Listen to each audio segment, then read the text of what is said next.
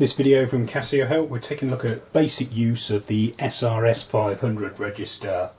So the machine is a single station thermal printer with designed primarily for retail use. So you have 25 raised department keys on the machine. When you've got to process a sale, you need the key in the reg position and you type in the amount of money without pressing decimal point, and then you need to assign that value to any of the department keys.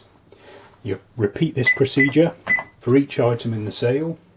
If you've got any preset departments set up, you simply press it and it will come up with the description and the price that you've pre-programmed. If you've programmed any PLUs into the machine, you simply enter the PLU number and then press PLU, and likewise that'll come up with the description and price. When you've entered all the items in the sale, you press subtotal, and then if the customer's paying by cash, you type in the amount of money handed over. So for £10, 1000. No need to press the decimal point because the till will put this in automatically for you, as you can see here, and then you simply hit the cash amount 10 button. If you've got the till in receipt mode to automatically issue a receipt, then a receipt will print out. If you've got it in journal mode, then obviously it won't print out. I've also got mine set up in receipt mode, but with the receipt not on. So if I want a receipt, I have to press my post receipt button, and I get a receipt print out, which I can hand over to the customer. If they're paid by credit card, I'll just re-enter a sale.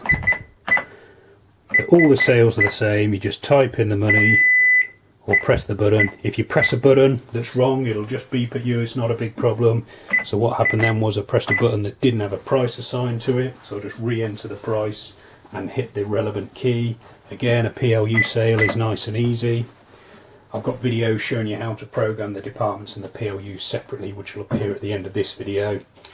Again, when you've entered all the items, subtotal, and then if they're paying by credit card, there's no need to type in the amount of money because the transaction will be the exact amount.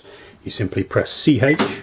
The drawer fires, allowing you to put the credit card slip into the drawer. You can then close it, and again, depending on how your receipt's set up, you'll get a receipt print out automatically, or if not, you can set it to do a copy receipt. I've got plenty of other videos on using the SR-S500 and programming, which some of them should be appearing now. For the latest videos, subscribe and we'll update you every time one comes out, or you can visit casiohelp.co.uk where you can also download the manuals. Thanks for watching.